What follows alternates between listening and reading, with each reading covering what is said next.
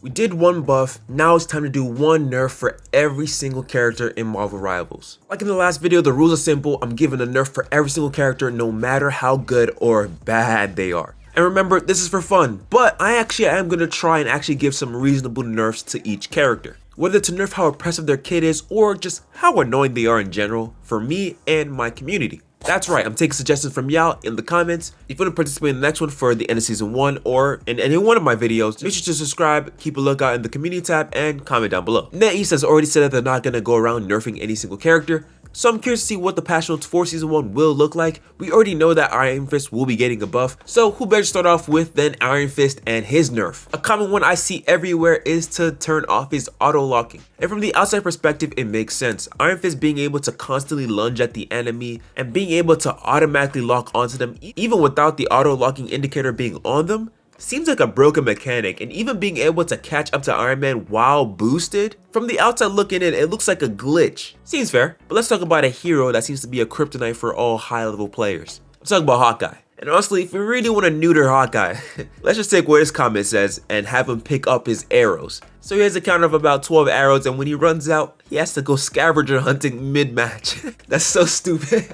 Okay, but the general consensus for Hawkeye is to take away his one-shotting. Me? No, that's too easy. I mean, the fact that Hawkeye can one-shot but Black Widow can't does suck for her, but taking that away indirectly buffs Widow, and that ain't what this video is about. Instead, make it take a little bit more skill for his crit shot to land. So I thought have his bow have a tempo shot when aiming at an enemy to do max damage. Currently, Hawkeye can hold his bow shot indefinitely to do max damage. I'm saying that there's only a precise window which you can get this max damage, else the meter will go back down to 0. If you've ever played Apex Legends, and yeah, you know, this channel used to be all about that, and you've used the bow check, then you know what I'm talking about. And to really hit the nail on the coffin, have it so if he misses that precise window, maybe like 8 to 12 frames, you know I don't have to get the number, his follow-up shot takes longer to draw. And you know, if he times it right, you know, he shoots a little bit faster, maybe.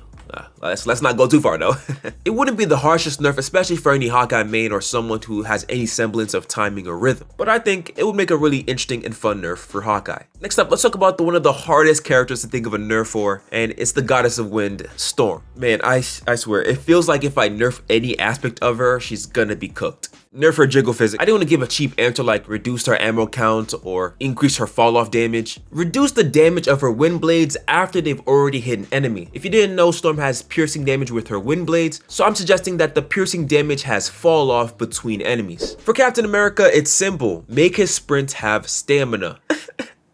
It's such a good idea. It's such a good idea. Literally taking away the only nice thing that doesn't feel punishing about Captain America. That infinite sprint is like my pride and joy. It's like a little caveat that the game devs gave it to me. Glimmer of hope for Captain America, as you can virtually have it on all the time without even pressing it. Like imagine having to juggle your stamina, running in and then diving and having enough stamina to run and get out. The main nerf for the best tank in the game, Doctor Strange, would be to increase how long it takes for his shield to regenerate. As well as if his shield is completely depleted, make it so that way he has a 5-second cooldown instead of a 3-second cooldown. And when it regains at that 5-second cooldown, it wouldn't have the same amount of health that it does right now because of the slower regeneration of the shield. Think of it as the incantation spell on his shield has been broken, so it takes longer for the cooldown to reactivate. Side note, I'm gonna bring Captain America up again in this video because why does his shield have less health than Doctor Strange's, and his recovery shield value is slower than Doctor Strange's, as well as the delayed recovery after release is longer than Doctor Strange's, as well as the cooldown after being destroyed is longer than Doctor Strange's,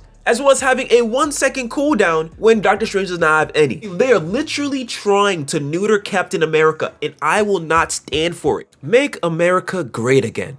Or just great. And with how small this shield is, you're not going to be protected any more than one person at a time, compared to Strange and Magneto. Speaking of Magneto, yet another character with a really solid kit. I was initially thinking about touching his mag cannon to make it have only one shot and then have a cooldown for it, instead of it being able to be shot at any interval for varying damage. The idea behind it was that he would have it less often. And although a pretty solid nerf, I feel like it's taking away too much of the fun that you would have with Magneto on a game-to-game basis. So instead, I decided to target his more useful team up. And I couldn't decide between whether to give it fall off damage or increase the damage it does based off the distance it goes, capping out at the distance that it already does right now. So essentially you'll do less damage than you otherwise would have unless you're hitting that max distance, which is the same thing with his primary fire to be honest, meaning Magneto has to play that fun game of footsies with the enemy to stay at that max damage potential. A relative nerf for a really relatively solid hero. First I'd like give her invis footsteps. This will make it that much harder for her to run away with that ability and instead use it for initiating. Spider-Man, that uppercut can hit from Yucatan. He's not even looking at me. Sometimes the player can't even make a follow-up attack because they're so far away. The nerf is a no-brainer. That hitbox is just too big. Next up, Moon Knight. Initially I thought to give him one less onk, but instead I decided to take off the headshot damage because it's not like Moon Knight players aim anyways. Random bullshit, go. Real quick, I'm gonna run through some of the supports. For Jeff, oh boy, where do I start with Jeff? I was your knight in shining armor in your movie. A-side. For Jeff, it's really simple. Initially I thought, okay, just reduce his movement speed while underground, or reduce how much healing he gets while underground. So my nerf was gonna be a wombo combo. I was initially thinking, give him a 3-5 second delay when entering and exiting his hide and seek. That way Jeff players actually have to think, God forbid, right?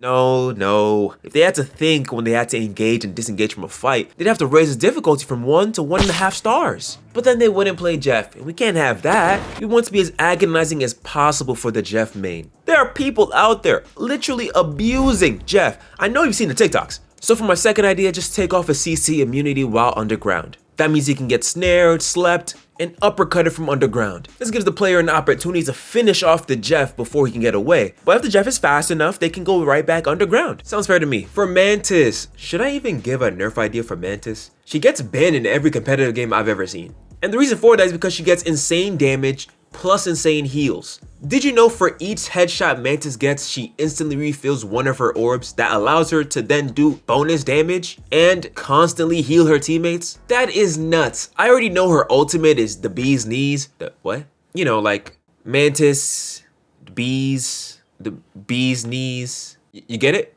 Oh yeah? Explain it.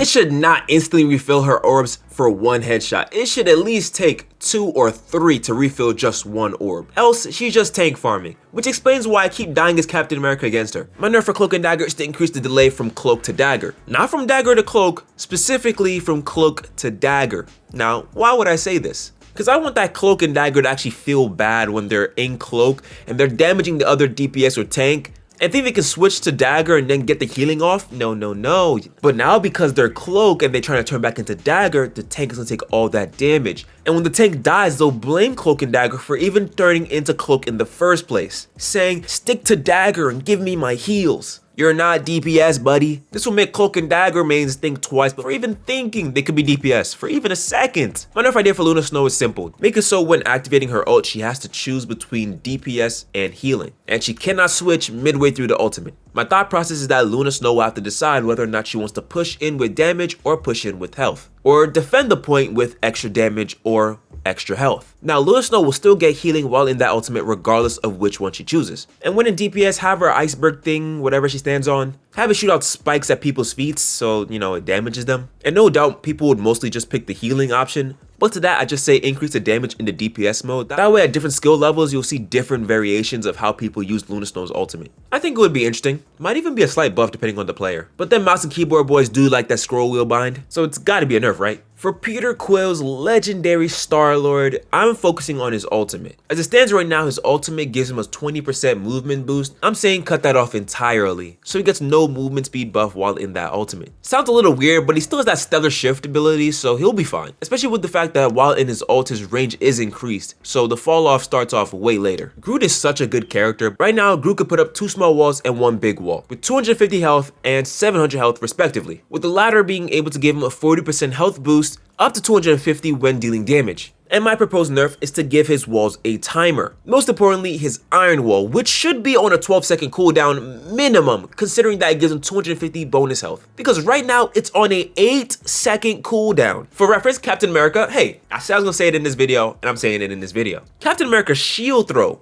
is on an 8-second cooldown, and his dash, which doesn't stun by the way, is on a 12-second cooldown. So please, let me know which of these abilities seem more useful to you. The dash attack that only goes 12 meters and does barely any damage, or the giant wall that has as much health as Doctor Strange's shield, which also grants the player up to 250 bonus health when he attacks enemies. For Venom, reduce the range on his primary, because Why? No, seriously, some attacks in this game are deceptively longer than you might visually assume, especially with these tanks. For Namor, cut his wings. Okay, seriously, instead of his Wrath of Seven Seas increasing the damage and speed of his turrets, it'll increase the duration that they stay on the floor. And no, this duration cannot be stacked. For the Punisher, take off his invulnerability when activating his ultimate. However, he can still be CC immune when in his ultimate. This is so that he can't just pop his ult right in front of you without punishing him. Nice. For Scarlet Witch, being able to phase back to back has to be the second cheesiest thing about Wanda's kit. So I'm asking for, at the very least, a delay between her mystic projection. Just a 1 second delay is all I need. Or at least she can't pick up health packs while in her mystic projection. For Black Panther, give him 1 spear and the cooldown is based off of how much damage is done with his vibranium marked enemies. For Black Widow,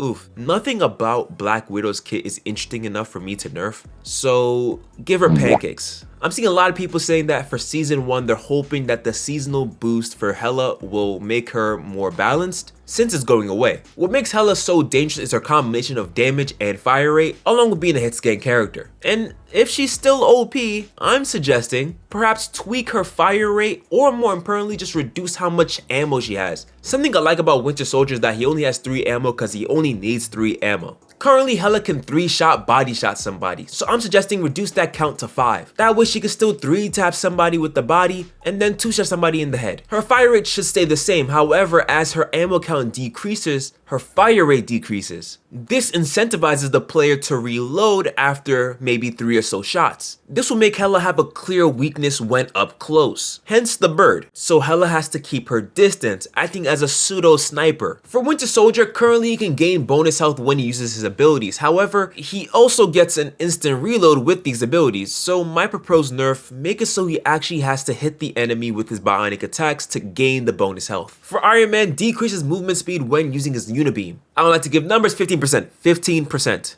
15%, maybe even 20. That seems to be the new cheese with Iron Man mains, just spam out the Unibeam. Yeah, I noticed. Magic has a really nice combo synergistic kit that any nerf that I could think of would literally make her unplayable, considering that there's already better options at the duelist and melee position. And so my tiny nerf for Magic is for her Magic Slash to take longer to charge to get to max damage. Currently you can charge it for 1.8 seconds to get the max damage. I say make that 2 seconds. So to get the max damage from the slash, you have to charge it for its entire duration. Yeah, I know, really moving the needle. Squirrel Girl reduce how many times her ult bounces on walls. Rocket, make his BRB actually 55 seconds and not 5 seconds regardless of how long it's been up. Loki's pretty solid, but if I had to nerf him, make it so he has to charge the ult of the opponent that he transforms into. Of course, this charge will be sped up by 200% similar to Echo from Overwatch. This just gives the opposing team more time to stop Loki from popping that ult.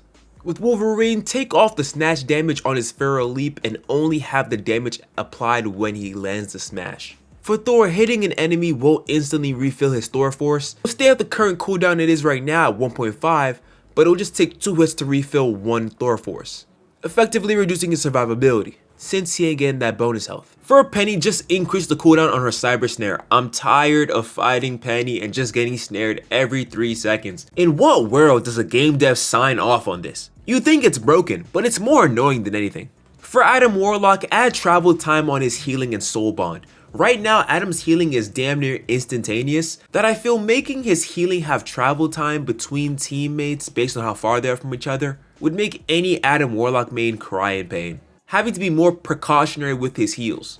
Like, just imagine having a soul bomb be a second too late to reaching its target. Oof, that hurts a little support main in me, I'm not gonna lie. For the Hulk, decreases health. Oh, wait, what?